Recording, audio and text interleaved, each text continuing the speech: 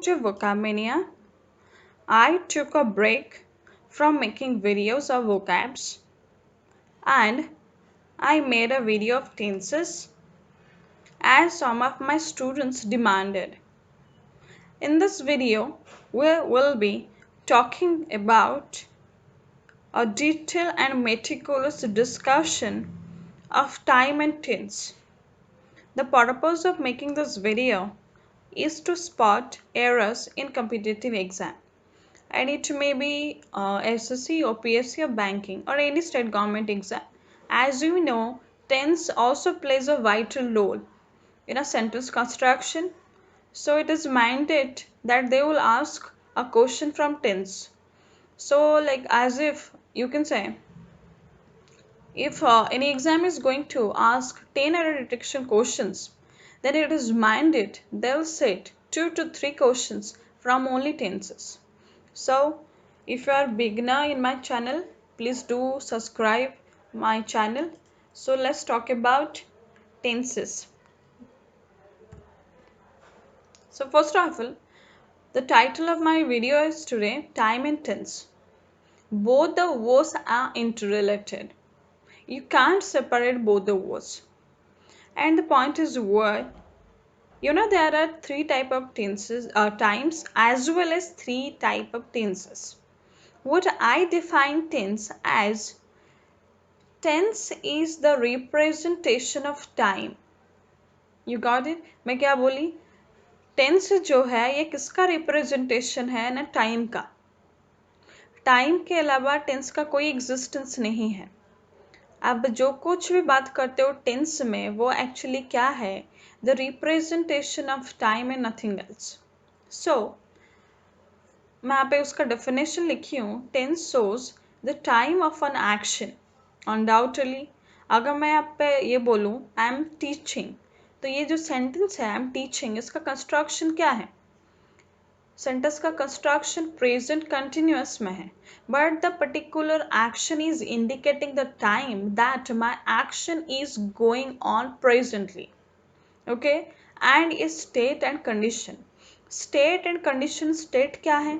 अगर मैं बोलूँ आई am a teacher, I'm a teacher, so you can see in the sentence that indicates my state. मेरा teacher होना एक स्टेट है. और ये जो सेंटेंस है I am a teacher, ये किसमें है? सिंपल प्रेजेंट में. क्लास में अगर ऐसे कुछ सेंटेंसेस लिखो I am a teacher, you are a student, या फिर ऐसे कुछ क्वेश्चन के बारे में, ऐसे कुछ सेंटेंस के बारे में बात करो, तो लाइक स्टूडेंट को पूछो इसका कंस्ट्रक्शन क्या है, तो बहुत सारे स्टूडेंट इसका आंसर नहीं कर पाते. But actually the particular sentence is in simple present tense. इसमें एक सब्जेक्ट है, एक ऑक्सिलरी है, एंड यहाँ पे मेरा स्टेट के बारे में, मैं एक टीचर हूँ या फिर मैं एक स्टूडेंट हूँ, यहाँ पे मैं स्टेट के बारे में बात करी. सो आपको मैं ये जो वीडियो में ओनली मैं पास्ट टेंस के बारे में ही बात करूँगी. सो यहाँ पे मैंने कुछ पास्ट टेंस का स्ट्रक्चर्स लिखा है. हमें पता है कि एक टेंस फॉर्म का अगेन चारों फॉर्म होता है. फर्स्ट फॉर्म क्या है? दैट इज द इंडेफिनाइट, और अगर बात किया जाए ओल्ड इंग्लिश में क्या बोला जाता है? सिंपल. और जिसका कंस्ट्रक्शन आपको पता है, subject plus past form of verb और be to then the object. Then number 2 is word that is past continuous form, जिसमें आपको कंटिन्यूअस मतलब action must be in continuous, चालू होना चाहिए. तो इसमें हम चाहते हैं ऑक्सिलरी क्या यूज़ करते हैं? वर्स और वर, और उसमें वर्ब का कौन सा फॉर्म यूज़ होता है? ING. Then next one is word that is past perfect, और जिसमें हम क्या यूज़ करते हैं? Had plus V3. हमें पता है हैज़ हैव हैड के बाद क्या यूज़ करना चाहिए? V3 फॉर्म यूज़ करना चाहिए. Then the next one is word that is perfect past perfect continuous. इसमें दो वर्ड है. First word is word perfect, second one is word continuous. For perfect I have to use had, and for continuous I have to use been plus verb ING form. So let's go forward and talk about our first form. So first one is simple past, और आप चाहो तो ये भी लिख सकते हैं पास indefinite. तो ये पास इंडेफिनाइट में ये कॉम्पिटिटिव एग्जाम्स में कैसे क्वेश्चन पूछे जाते हैं? देखिए यहाँ पे मैं कुछ सेंटेंस लिखी हूँ. फर्स्ट सेंटेंस में यहाँ पे क्या लिखी हूँ? I visited Puri yesterday. या फिर नंबर 2 सेंटेंस में यहाँ पे क्या लिखी हूँ? He came here 3 days ago. So you can say here यहाँ पे मैं विजिटेड क्यों लिखी, यहाँ पे मैं केम क्यों लिखी? अगर आपको मैं कुछ बोल रही हूँ कि ये काम मैं कर चुकी हूँ, तो या फिर मैं ये पर्टिकुलर मैं खाना खा चुकी हूँ, ऐसे कुछ सेंटेंस बोलती हूँ, तो यहाँ पे दिमाग में दो चीज़ आता है। जरूरी नहीं है कि हम इसको सिंपल पास्ट में बोले, हम इसको चाहे तो प्रेजेंट परफेक्ट में भी बोल सकते हैं। अगर मैं एक सेंटेंस ये बोलूँ, I have completed my work, क्या बोली मैं? I have completed my work. ये जो सेंटेंस में बोली, क्या आपको इस पर्टिकुलर सेंटेंस में कुछ एडवर्ब्स दिखाई दिए? I simply tell a sentence, I have completed my work. इसमें कोई भी particularly टाइम का इंडिकेशन नहीं है। फॉर दैट रीजन मैं ये पर्टिकुलर सेंटेंस में क्या यूज कर रही हूँ? That is have plus V3। But ये जो सेंटेंस यहाँ पे लिखा है विजिटेड पूरी yesterday, यहाँ पे मैं विजिटेड ही क्यों लिखी हूँ? यहाँ पे मैं हैव विजिटेड क्यों नहीं लिखी? Because in this particular sentence yesterday is written and yesterday is what actually? Yesterday is a adverb of time. ये सेंटेंस में अगर एडवर्ब ऑफ टाइम yesterday है, फॉर दैट रीजन मैं यहाँ पे क्या यूज करूंगी? Simple past tense. सो ये स्लाइड में आपको क्या याद रखना है, यहाँ पे मैं कुछ सिंपल वर्ड्स लिख दी हूँ और कुछ नहीं। जैसे कि वर्ड्स क्या है? yesterday, ago, last day, last week, last month, या फिर last year, before, formerly, in another day, ऐसे भी आप बोल सकते हो। या फिर बिफोर आफ्टर भी आ सकता है। यहाँ पे मैंने आफ्टर यहाँ पे नहीं लिखी हूँ। सो ये अगर कोई सेंटेंस में आपको ऐसे वर्ड्स मिलते हैं तो फिर डेफिनेटली आपको ज़्यादा कुछ सोचना नहीं है, बस तुरंत आपको चूज क्या करना है? Simple past tense. मैं he came here 3 days ago, मैं यहाँ पे केम इसलिए लिखी हूँ बिकॉज यहाँ पे सेंटेंस में क्या लिखा गया है? एगो। आई विजिटेड पूरी yesterday, यहाँ पे मैं विजिटेड इसलिए लिखी हूँ बिकॉज सेंटेंस में क्या लिखा गया है? yesterday। Simply you need to remember these adverbs, then ये सेंटेंस का आपको किस में लिखना होगा? सिंपल पास्ट में। So let's talk about some sentences या फिर सम क्वेश्चंस कि मैं इसको कैसे इम्प्लीमेंट करूँगी। सो सी फर्स्ट सेंटेंस जो क्वेश्चन में मैंने ली हूँ वो क्या है? Yesterday Ram had gotten the information that his father had died in an accident while traveling in car. तो आप देखिए ये सेंटेंस कहाँ से स्टार्ट हुआ है? yesterday से। तो मैं अगर देखिए सेंटेंस yesterday से ही स्टार्ट हो रहा है तो उसके साथ मुझे सब्जेक्ट के बाद तुरंत ही क्या चूज करना चाहिए? Simple past tense. बट यहाँ पे सिंपल पास्ट टेंस नहीं है, यहाँ पे एक्चुअली क्या लिखा है? That is your past perfect tense. यहाँ पे पास्ट परफेक्ट का कोई सेंस नहीं बनता। अगर मैं यहाँ पे yesterday लिखी हूँ तो मुझे यहाँ पे राम के बाद क्या लिखना चाहिए था? गॉट। सो पर्टिकुलर मैं उस पार्ट को क्या कर दी हूँ? कलर चेंज कर दी हूँ, येलो में लिखी हूँ बिकॉज मेरे पास कुछ टैब नहीं है आप लोग को समझाने के लिए। सो फॉर दैट रीजन मैं इसको बोल्ड में लिखी हूँ या फिर येलो कलर में लिखी हूँ। अगेन और एक चीज़ भी इसमें है, अगर आप सेंटेंस का आगे देखें वो क्या है? The information that his father had died in an accident. तो सेंटेंस का जो सेकेंड पार्ट है वो सेकेंड पार्ट किस में लिखा है ना? हैड प्लस V3 में। तो अगर एक सेंटेंस है, एक सेंटेंस में हम दोनों पार्ट को हैड प्लस V3 और हैड प्लस V3 में नहीं लिख सकते। आप देख सकते हो राम के बाद क्या लिखा है? हैड गॉटन एंड उसके नीचे हिज फादर हैड डाइड। ये पॉसिबल है नहीं। ये आगे मैं बताऊंगी आपको। पास्ट परफेक्ट में एक रूल है, अगर पास्ट में दो सेंटेंस है तो जो एक्शन पहले हो रहा है वो किस में होना चाहिए? हैड प्लस V3 में, और जो बाद में होना चाहिए वो किस में होना चाहिए? सिंपल पास्ट में। ये दोनों वे में बताइए आपको कैसे यहाँ पे एरर स्पॉट करना है। फर्स्ट थिंग इज व्हाट, यहाँ पे yesterday लिखा है तो आपको बिना सोचे यहाँ पे क्या चूज करना है? B2 simple past tense. And second thing में क्या बताया, यहाँ पे दो सेंटेंस का पार्ट है तो एक पार्ट अगर हैड प्लस V3 में है तो दूसरा पार्ट किस में होना चाहिए? सिंपल पास्ट में। Then let's talk about the next sentence. My friend did not see me for many years when I meet him last week. तो फर्स्ट ऑफ ऑल यहाँ पे जो मैं फर्स्ट पार्ट दिखूँ, my friend did not see me for many years when I meet him last week. तो ये जो sentence है, इस सेंटेंस लास्ट में क्या लिखा है? लास्ट वीक, वो कंप्लीट हो गया। मैं आपको पहले स्लाइड में ही बोली हूँ, अगर last week, last month, last year ऐसे कुछ वर्ड्स यूज़ किया जा रहा है तो आपको पर्टिकुलरली टेंस फॉर्म क्या लिखना है? यहाँ पे सिंपल पास्ट ही लिखना है। तो यहाँ पे मीट का जो यूज़ है वो कम्प्लीटली गलत होगा। यहाँ पे मीट नहीं, यहाँ पे क्या होना चाहिए था? एक्चुअली मेट ही होना चाहिए था, मेट आना चाहिए। एंड दैट टू अगर मैं यहाँ पे और एक बात भी कर सकती हूँ, टेंस एग्रीमेंट। पहले सेंटेंस जो स्टार्ट हुआ है माई फ्रेंड डीड, डी मतलब कौन सा टेंस हो गया, पास्ट हो गया, तो मुझे आगे जाके भी सेंटेंस को किस में लिखना है, पास्ट में ही लिखना है। ये क्लू होता है। और एक इमीडिएट क्लू क्या है कि सेंटेंस में क्या लिखा है, लास्ट वीक, तो लास्ट वीक लिखा मतलब आपको लिखना ही है सिंपल पास्ट टेंस।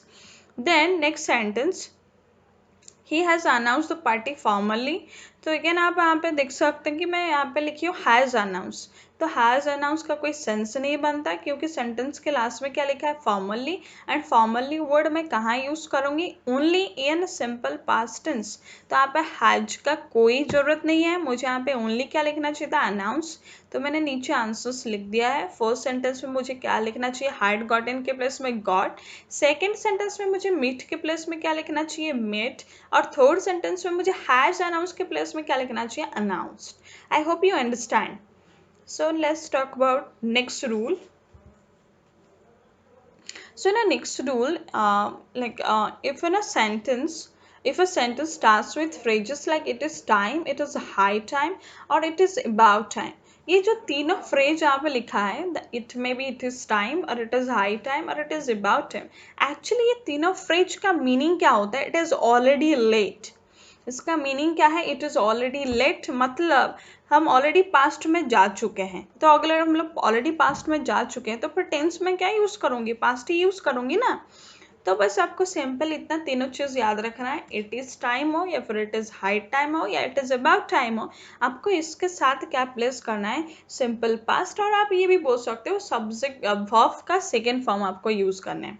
और मैं अनदर से यहाँ पे आपको बता देती हूँ, ये जो फर्स्ट रूल और ये जो सेकंड रूल के बारे में बात की हूँ, ये दोनों ही रूल बहुत ही इंपॉर्टेंट है। और मैं इसको क्यों चूज की हूँ, ये मेरा फर्स्ट टेंस वाला वीडियो में, बिकॉज टेंस का जो क्वेश्चंस है कॉम्पिटिटिव एग्जाम है, दैट मे बी बैंक और एसएससी और ओपीएससी, या फिर ओपीएससी के थ्रू और भी बहुत से एग्जाम होते हैं, एएसओ, तो definitely I can bet you people, वो लोग यही दोनों रूल्स ही सेट करते हैं क्वेश्चंस।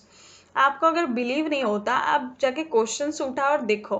एएसओ एग्जाम आपको पता होगा, सेक्रेटेरिएट का एएसओ एग्जाम, तो लास्ट ईयर जो एएसओ एग्जाम हुआ था, मतलब ये जो रिसेंट लास्ट ईयर एएसओ हुआ है, उसके पहले बार जो एएसओ हुआ था, you must get a question of it is time. I bet you go and check, they are in the download the question and check. Okay, so let's say example क्या लिखा है यहाँ पे, it is high time you should start studying.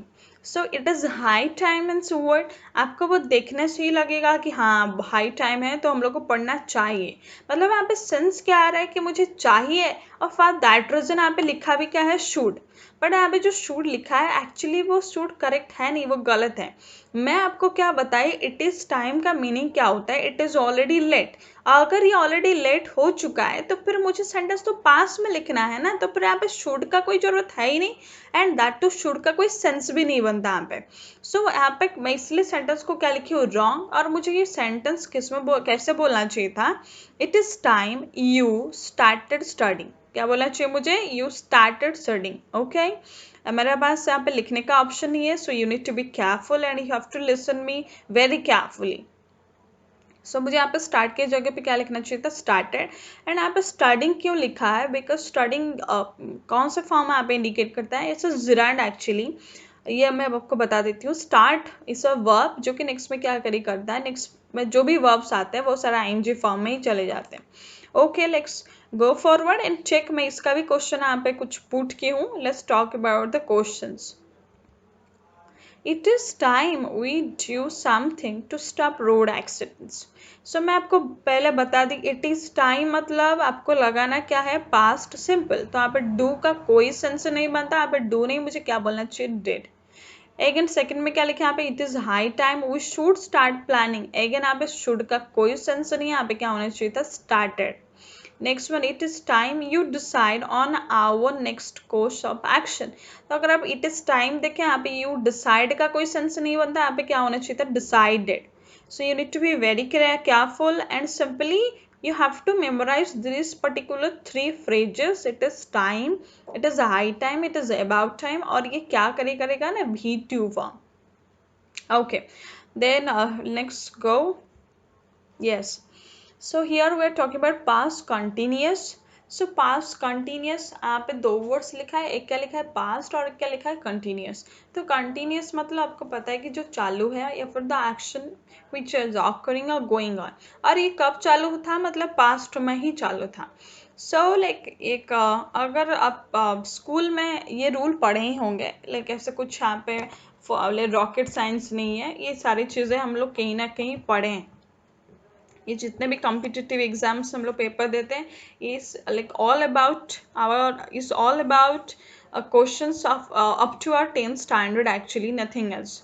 सो यहाँ पे जो first है rule वो क्या है मेरा, when there are two actions occurring in past, the action occurred for longer time should be in past continuous, and the shorter action which occur in the middle of longer action should be simple past। मतलब इसका मैं brief बता देती हूँ आपको। अगर past में दो काम हो रहा है, अगर उसमें से एक काम लॉन्गर है तो उसको किस में होना चाहिए था, पास्ट कंटिन्यूस में। और जो उसके मिडिल में हो रहा है तो उसको किस में होना चाहिए था, सिंपल पास्ट में। ओके सो मैं यहाँ पे क्या लिखी हूँ, when I went to his house he was playing. तो मेरा फर्स्ट पार्ट क्या है, when I went to his house, जब मैं उसके घर गई। अच्छा देन ही वाज प्लेइंग, तो उसका कौन मतलब यहाँ पे कौन सा एक्शन चालू था, प्लेइंग वाला एक्शन चालू था। It must be a longer action, उसके मिडिल में जब वो खेल रही थी उस टाइम मैं उसके घर में गई थी। तो मेरा जो जाना वो ऑफकोर्स तो शॉर्ट टाइम पीरियड हुआ ना, लॉन्गर तो नहीं हुआ ना।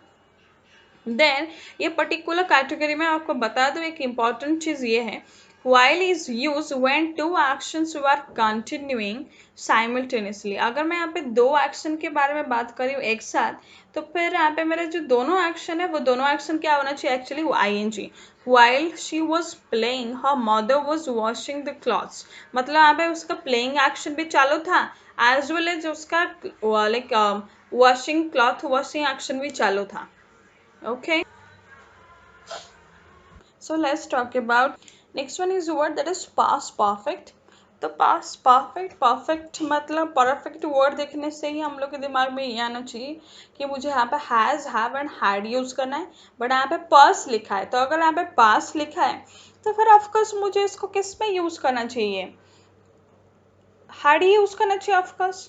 सो इसमें क्या रूल है जो एग्जाम में देता है वो ये है, when there are two actions that occurred in the past, the action which occurred first should be past perfect and the later one is in simple past। Again मैं इसका मतलब ब्रीफ जो है वो बता देती हूँ आपको। अगर पास में दो काम चालू हैं, जो काम पहले होगा उसको मुझे किस में बोलना है, पास्ट परफेक्ट में, और बाद वाला एक्शन को मुझे किस में बोलना है, सिंपल पास्ट में। कहीं ना कहीं आप कोई भी लाइक मीडियम में पढ़े हो स्कूल, डेफिनेटली आपको ऐसे ट्रांसलेशन किए होंगे, ऐसे टाइप का एग्जाम्पल्स देखे ही होंगे। सो इसका एक इजी एग्जाम्पल वहाँ पे लिखे हो क्या है, the train had left before I reach the station. तो ये जो सेंटेंस है, ये सेंटेंस में पहला एक्शन मेरा क्या हुआ कि ट्रेन हैड लेफ्ट, बाद वाला एक्शन क्या है, I reach the station. Okay then इस कैटेगरी में ज़्यादातर जो एग्जाम में देता है वो ये है, using before and after as a conjunction. ये दोनों कंजक्शन भी हो सकते हैं, ये दोनों को यूज करके ज़्यादातर क्वेश्चन देता है। और आपको मैं पहले बता दी हूँ लाइक बिफोर अगर यहाँ पे है तो बिफोर के साथ आपको क्या यूज करना है, सिंपल पास्ट, एंड बाद में क्या यूज करना है आपको, past perfect. And the same thing after मतलब बाद हो रहा है तो फिर यहाँ पे आपको ये लिख देना पड़ेगा हार्ड के साथ B3 और उसके बाद क्या लिखना पड़ेगा, V2। ओके तो आप इस चीज को ध्यान दें और याद रखिए, बिफोर एंड आफ्टर अगर सेंटेंस में कंजक्शन यूज हुआ है तो मुझे एक बार थोड़ा देख लेना चाहिए कि उसका आगे पीछे जो सेंटेंस का कंस्ट्रक्शन है वो कैसे होना चाहिए। क्योंकि ये बिफोर एंड आफ्टर कोई भी अगर सेंटेंस में यूज होता है तो उसका एक साइड पास्ट परफेक्ट है तो दूसरा साइड मुझे क्या यूज करना है, simple past. But I have to very careful, मुझे कैसे चूज करना है कि कौन सा पहले हो रहा है और कौन सा बाद में हो रहा है उसको सोच के। सो आप देखिएगा यहाँ पे कुछ एग्जाम्पल्स में लिखी हूँ, before I left BBSR Bhubaneswar is the short form of Bhubaneswar, I visited my friends तो अगर यहाँ पे बिफोर लिखा है ना तो अनडाउटेडली उसके साथ सिंपल पास होना चाहिए और ये पार्ट करेक्ट है, ये पार्ट भी करेक्ट है as well as B part भी करेक्ट है। बट ये जो थर्ड पार्ट है ना, ये थर्ड पार्ट में I visited my friends, it is completely wrong. मुझे ये पार्ट को पास्ट परफेक्ट में लिखना चाहिए था, मुझे यहाँ पे विजिटेड नहीं लिखना चाहिए था, उसके प्लेस में क्या लिखना चाहिए था, had visited. Okay, then the next sentence, it started raining after we reach. So आप देख सकते हैं अब it started raining after. Okay, तो पहले वाला इट स्टार्टेड रेनिंग मतलब ये हो गया, ये पास्ट में है, सिंपल पास्ट में वी हम लोग पहुंचने के बाद, तो आफ्टर लिखा है, तो आफ्टर के बाद में क्या लिखते हैं यहाँ पे, वी रिच्ड होता है या फिर वी हैड रीच्ड, यहाँ पे मुझे क्या बोलना चाहिए था ना, we had reached. Okay, so next let's talk about the next part, that is a past perfect continuous. जैसे कि मैं बोली हूँ यहाँ पे तीन वर्ड्स है, एक पास्ट है और उसके साथ क्या है, परफेक्ट है। तो पास्ट परफेक्ट मतलब मैं समझ गई, मुझे यूज़ क्या करना है, हैड। कंटिन्यूअस के लिए मुझे क्या यूज़ करना पड़ेगा, बीन प्लस ING। ओके, सो ये कंस्ट्रक्शन जो पास्ट परफेक्ट कंटिन्यूअस है एक्चुअली होता क्या है, बहुत लोगों की इस चीज़ को लेके मतलब थोड़ा डाउट है। इसमें कुछ डाउट होना चीज़ है नहीं, वैसे ये बहुत ही ईजी है अगर आप समझ जाओ उसको एक बार। Past perfect continuous, it indicates word that means your action must have started in the past, वो past में बहुत पहले स्टार्ट हुआ होगा, and that must continue for a long time period, वो एक्शन जो है वो काफ़ी टाइम के लिए चालू हुआ होगा। Then also it must be completed in a past, मतलब कोई एक्शन अगर पास्ट में स्टार्ट हुआ है और कोई ड्यूरेशन के लिए चालू था एज वेल एज ये पास्ट में कंप्लीट हो गया है, उसको मैं क्या बोलूँगी, पास्ट परफेक्ट कंटिन्यूअस। जैसे कि मैं यहाँ पे लिखी हूँ, in this tense form action has been started in past, continued for a time period and finish in past. Okay, जैसे कि मैं यहाँ पे एक एग्जाम्पल लिखी हूँ, एग्जाम्पल क्या है, Rohit had been working in HCL for 5 years। तो आप देख सकते हैं यहाँ पे सेंटेंस में मैं क्या बोलना चाह रही हूँ, रोहित जो है ये HCL में कितना साल काम कर चुका है ऑलरेडी, कितना साल के लिए काम किया है, 5 साल के।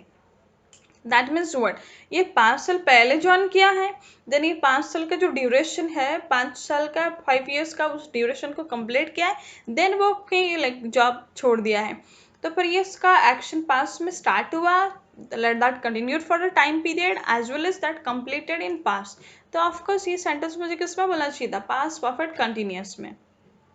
सो यहाँ पे मैं फॉर 5 years लिखी हूँ, और अगेन मैं यहाँ पे चीज़ रियलाइज की, ज़्यादातर आपको SSC एग्जाम है या OPSC एग्जाम है, और you can say bank exam है ऑल्सो समटाइम्स, बैंकिंग में ऐसे क्वेश्चन पूछने का बहुत ही कम चांस है, but in SSC and OPSC exam like always there is a question like you know for and since. बच्चे बहुत से कंफ्यूज होते हैं in the use of for and since, and वैसे ये दोनों जो है वो कौन सा पार्ट्स ऑफ स्पीच है actually, these to are example of prepositions, ये दोनों प्रेपोजिशन का एग्जाम्पल है ये सेंटेंस में, बट यू नो ये both can be also example of conjunction also, but यहाँ पे जो मैं सेंस का बात कर रही हूँ वो दोनों है क्या एक्चुअली प्रेपोजिशन।